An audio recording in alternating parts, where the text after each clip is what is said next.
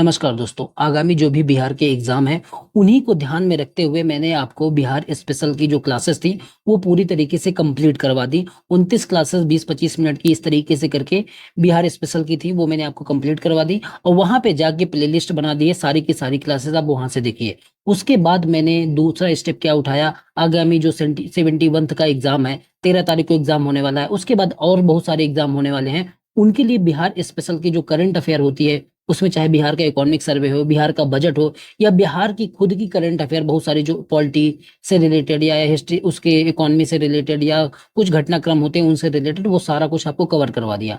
उसके बाद अब जो बचता है, क्योंकि आज 1 तारीख है, तो इस टाइम पे जो कवर किया जाता है तो उसमें प्रीवियस ईयर के जो सवाल पूछे जाते हैं उन सबको कवर करना बहुत जरूरी होता है। तो ये सारी चीजें तो मैंने करवा दी, बिहार की हिस्ट्री, पॉलिटी, ज्योग्राफी, इकोनॉमी सब कुछ आपको करवा दिया, उसका करंट भी करवा दिया।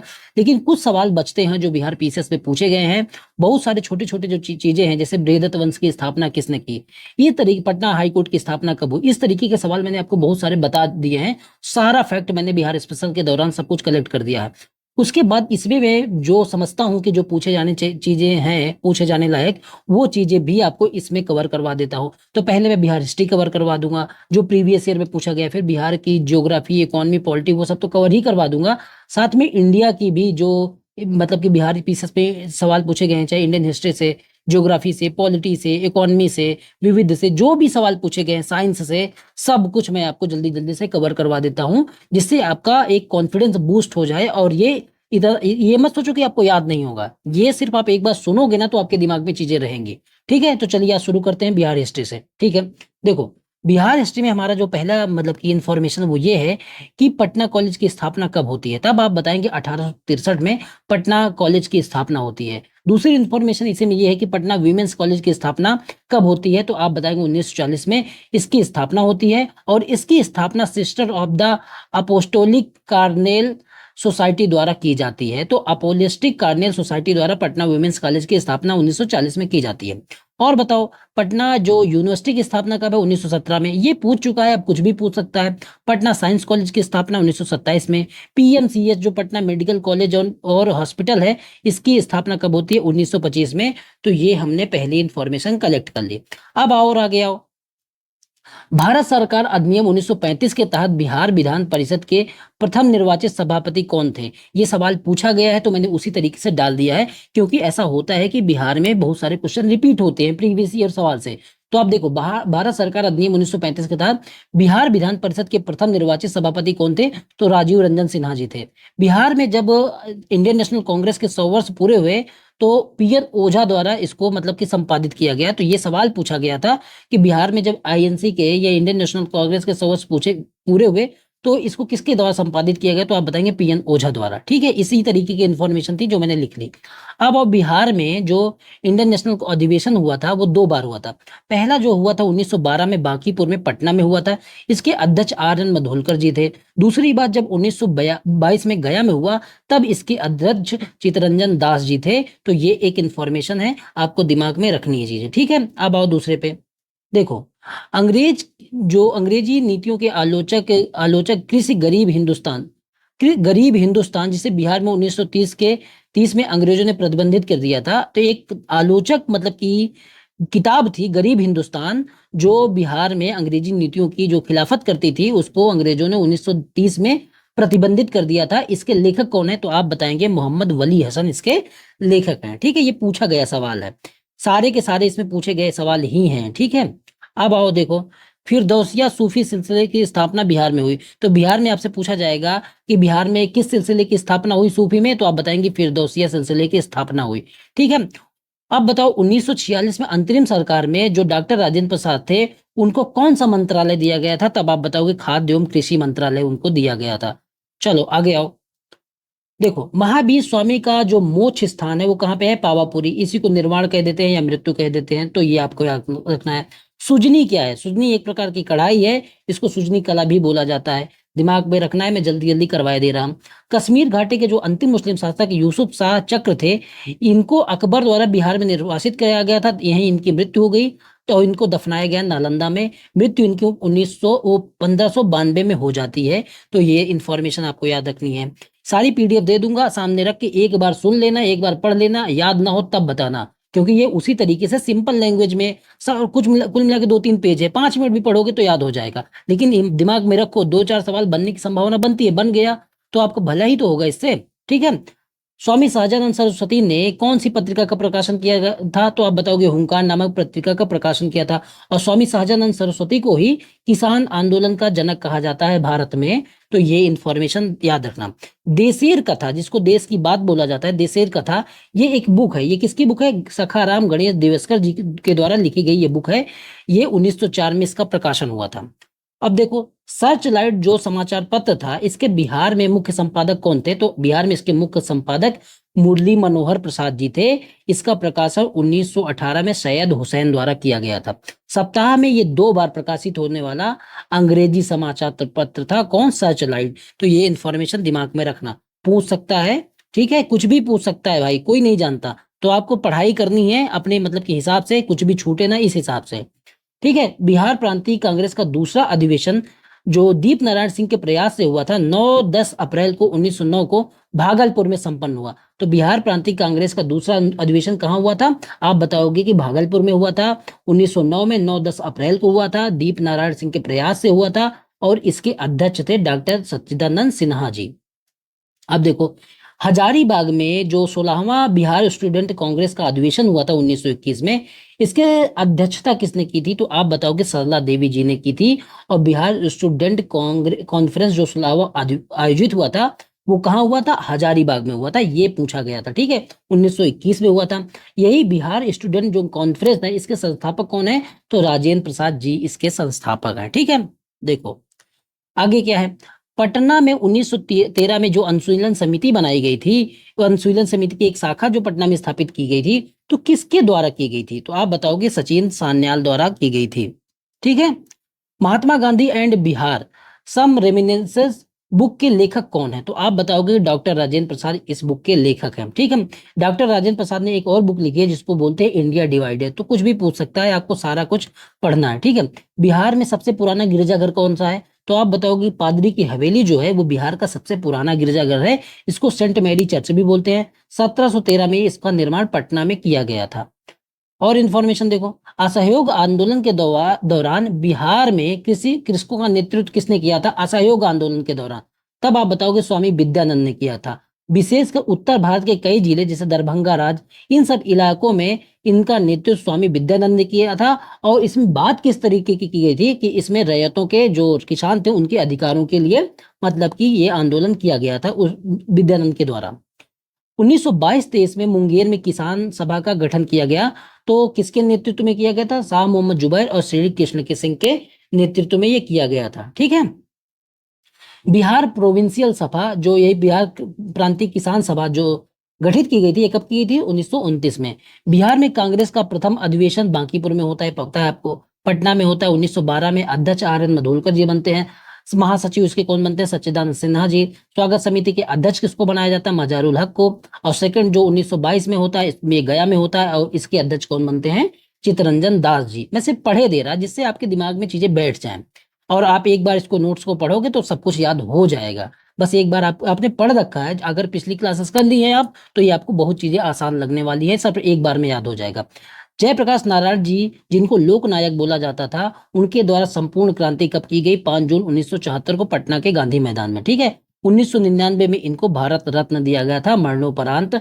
बाकी जयप्रकाश नारायण जी के विषय में जो भी इंफॉर्मेशन है ना, उनकी डिटेल इंफॉर्मेशन मैं आपको पिछली वीडियो में सब कुछ बता चुका हूँ। अब आओ, बिहार में संविधान सभा के सदस्य कौन कौन थे? तो बिहार में जो बिहार से संविधान सभा जो हमारी बनाई गई थी, उसमें बिहार से 36 मेंबर थे। 9 दिसंबर को जब इसका संविधान सभा का जब मतलब कि अस्थायी अध्यक्ष जो बनाया गया, वो सच्चिदानंद सिन्हा जी को बनाया गया। फिर 11 दिसंबर को इसका स्थायी अध्यक्ष जो बनाया गया, वो राजेंद्र प्रसाद जी को बनाया गया। इन 36 मेंबरों में कुछ इंपॉर्टेंट नाम है। अनुग्रह नारायण सिन्हा जी थे, जगजीवन राम जी थे, राजेंद्र प्रसाद जी थे, श्यामानंद सहाय जी थे, सच्चिदानंद सिन्हा, ये सब मेन नाम है जो संविधान सभा के सदस्य थे। तो 36 मेंबर बिहार की तरफ से थे संविधान सभा में। 9 दिसंबर 1946 को अस्थायी अध्यक्ष सच्चिदानंद सिन्हा जी को बनाया गया, और 11 दिसंबर 1946 को इसके स्थायी अध्यक्ष राजेंद्र प्रसाद जी को बनाया गया। ठीक है, अगली इंफॉर्मेशन पे आओ। 1872 में बिहार हेराल्ड जो मतलब कि एक अंग्रेजी अखबार था, इसको किसके द्वारा आरंभ किया गया? तो आप बताओगे बाबू गुरु प्रसाद सेन द्वारा ये आरंभ किया गया, कि बिहार का सर्वप्रथम अंग्रेजी अखबार था। तो ये भी आपको दिमाग में रखना है कि बिहार का पहला अंग्रेजी अखबार बिहार हेराल्ड किसके द्वारा संपादित किया गया था? बाबू गुरु प्रसाद सेन द्वारा 1872 में। 1937 में गठित प्रथम भारतीय मंत्रिमंडल का नेतृत्व किसने किया था? मोहम्मद यूनुस ने। इसके बाद श्री कृष्ण सिंह को इसका नेतृत्व प्रदान कर दिया जाता है जब मुस्लिम लीग अलग हो जाती है। ठीक है, अब देखो अगली इंफॉर्मेशन क्या है। राजेंद्र प्रसाद जी ने पाकिस्तान का जन्मदाता किसको माना है? तो राजेंद्र प्रसाद जी ने लॉर्ड मिंटो को पाकिस्तान का जन्मदाता माना है। पटना लॉन, जिसका नाम बदल के बाद में गांधी मैदान हो गया था, ये इसका नामकरण कब हुआ? तो ऐसा बोला जाता है कि जब गांधी जी की मृत्यु हो जाती है, उसी दौरान स्वतंत्रता के अवसर पर 1948 में पटना लॉन का नाम बदल के गांधी मैदान कर दिया है। तो ठीक है, इसको आप याद रखेंगे। ये सारी इंफॉर्मेशन आपकी हो गई। आगे आओ। 2000 में जब 18 डिस्ट्रिक्ट झारखंड को अलग किया गया, उस समय झारखंड में 18 डिस्ट्रिक्ट थे और बिहार में कितने डिस्ट्रिक्ट थे? 37 डिस्ट्रिक्ट थे। बाद में अरवल जो 2001 में जहानाबाद से अलग होकर बनाया गया। तो आपको ये याद रखना है। पटना को प्रांतीय राजधानी किसने बनाया था? तो शेरशाह सूरी ने बनाया था। विश्व शांति स्तूप का निर्माण किसके द्वारा किया जा रहा है राजगीर में? तो ये किया जा रहा है जापान द्वारा, 120 फीट का। तो विश्व शांति स्तूप का निर्माण किसके द्वारा किया जा रहा है? तो जापान द्वारा किया गया है राजगीर में। ठीक है, 1969 में किया गया। कुंवर सिंह जगदीशपुर में कब आए थे? तो 22 अप्रैल 1858 को आए थे। असहयोग आंदोलन के समय अपनी लाभप्रद जो वकालत थी उसको किसने छोड़ दी थी? तो राजेंद्र प्रसाद जी ने अपनी वकालत जो है असहयोग आंदोलन के दौरान छोड़ दी थी।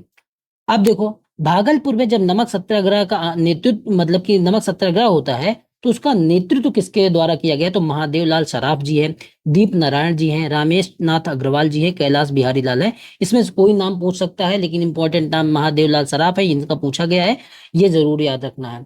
और क्या इन्फॉर्मेशन? ये सबसे पहले जो बिहार में जो नमक सत्याग्रह शुरू हुआ, वो सबसे पहले कहाँ शुरू हुआ? तो आप बताओगे 15 अप्रैल 1930 को सबसे पहले चंपारण और सारण में शुरू हुआ। मिट्टी से नमक बनाकर यहाँ पे जो सिविल डिसओबीडियंस मूवमेंट है, सविनय अवज्ञा आंदोलन है, उसको बिहार में शुरू किया गया। 1904 में स्वदेशी आंदोलन की प्रगति हेतु देवघर में गोल्डन लीग की स्थापना की गई। तो देवघर कहाँ पे गोल्डन लीग की स्थापना की गई? तो आप बताओगे कि देवघर में गोल्डन लीग की स्थापना स्वदेशी आंदोलन को बढ़ावा देने के लिए 1904 में की गई। ठीक है, बाबा ठाकुर दास ने पटना में किस सोसाइटी की स्थापना की थी? तो 1906 और 7 में बाबा ठाकुर दास ने पटना में रामकृष्ण मिशन सोसाइटी की स्थापना की थी। ये याद रखना है, सब पिछले ईयर के पूछे गए सवाल हैं, जाके चेक कर लो। और ये आप सामने रखोगे तो आप 10 15 20 मिनट में सारी चीजें कवर कर सकते हो, नहीं तो फिर 4 घंटा 10 घंटा आपको लगाना पड़ेगा। बिहार के प्रसिद्ध संत सरफुद्दीन मनेरी का संबंध सूफिया के किस संप्रदाय से है? तो आप बताओगे इनका संबंध फिरदौसी संप्रदाय से है। बिहार शरीफ जो है, जो जगह है, वो मध्यकाल में किस लिए फेमस थी? तो वो विद्या के केंद्र के रूप में और धार्मिक केंद्र के रूप में फेमस थी। ठीक है, ये आपने दिमाग में रखना है। अब आओ, अगली इंफॉर्मेशन क्या है? अगली इंफॉर्मेशन हमारी ये है कि बिहार को अलग करने के लिए सबसे पहले प्रस्ताव जो है किसने पेश किया था, या नेतृत्व उस समय किसने किया था 1911 में? तो सच्चिदानंद सिन्हा द्वारा ये किया गया था। और इन्हीं को आधुनिक बिहार का निर्माता बोला जाता है। स्वतंत्र प्रदेश 1912 में बना बिहार 1 अप्रैल को। इसी समय बिहार को अलग प्रांत का दर्जा दिया गया। मतलब कि ऐसा नहीं है कि बिहार स्वतंत्र हो गया, मतलब बिहार और उड़ीसा बंगाल से अलग होके ये बन गए। और बाद में एक भारतीय राज्य के रूप में बिहार 1935 के एक्ट से 1936 में 1 अप्रैल को स्वतंत्र राज्य के रूप में अस्तित्व में आया। तो ये भी दिमाग में रखना। ये सारी इंफॉर्मेशन मैं बता चुका हूँ, बस एक बार प्रीवियस ईयर में सवाल आए हैं तो उनको जल्दी से रिवाइज करवा देता हूँ। बाकी जो छोटी मोटी इन्फॉर्मेशन थी वो मैंने छोड़ दी है, बताया आपको कि किस तरीके की, जो सारा कुछ पिछले वीडियो में या जो बिहार स्पेशल के वीडियो उनमें सब में है। ठीक है, बंगाल और बिहार में भूमि भूमि पर किराएदारों के अधिकार को बंगाल किराए अधिनियम द्वारा 1885 में स्वीकार किया गया। तो ये पूछा गया था कि किस अधिनियम द्वारा स्वीकार किया गया था? तो जो बंगाल और बिहार में भूमि पर किराएदारों के अधिकार को किस अधिनियम द्वारा स्वीकार किया गया था? तो बंगाल किराएदारी अधिनियम 1885 द्वारा स्वीकार किया गया था। बिहार विधान परिषद की बैठक जो बुलाई गई 1913 में बांकीपुर में, तो कब बुलाई गई थी ये पूछा गया था कि बिहार विधान परिषद की पहली बैठक कब बुलाई गई थी? 1913 में। कहाँ बुलाई गई थी? बांकीपुर में बुलाई गई थी।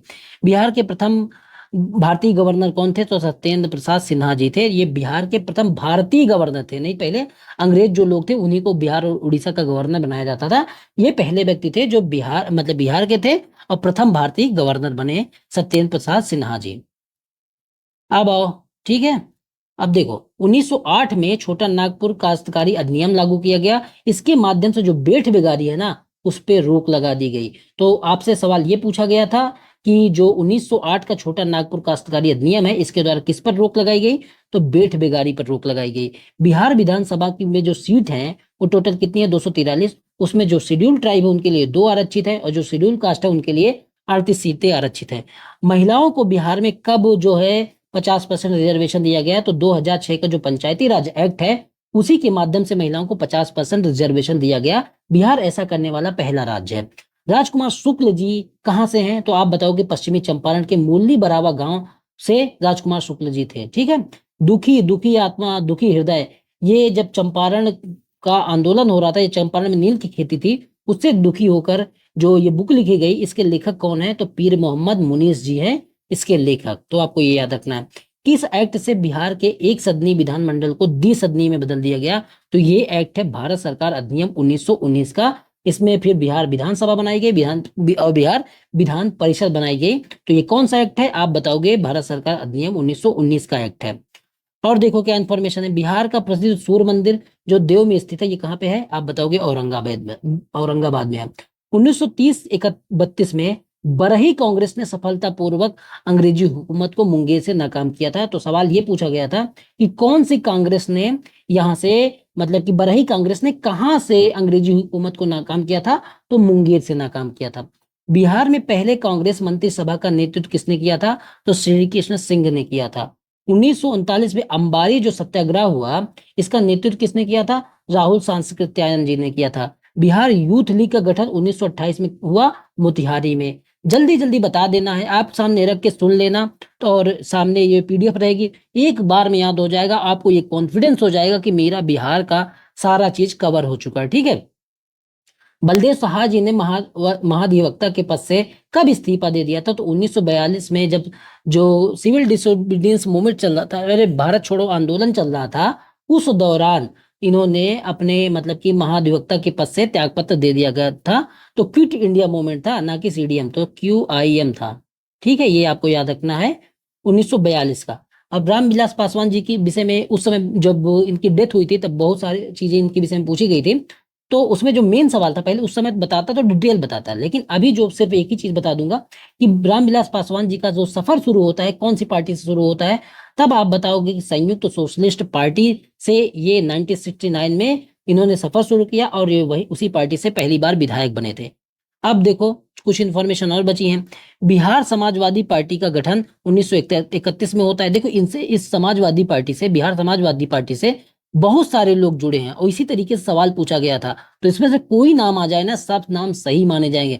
आप सिर्फ 2-3 नाम ही जानते हो कि आचार्य नरेंद्र देव हैं या जो JP जी है या कर्पूरी ठाकुर है, यही 2-3 नाम जानते हो, लेकिन बहुत सारे नाम है और बिहार में इस तरीके से सवाल पूछा गया है, जाके देख लेना।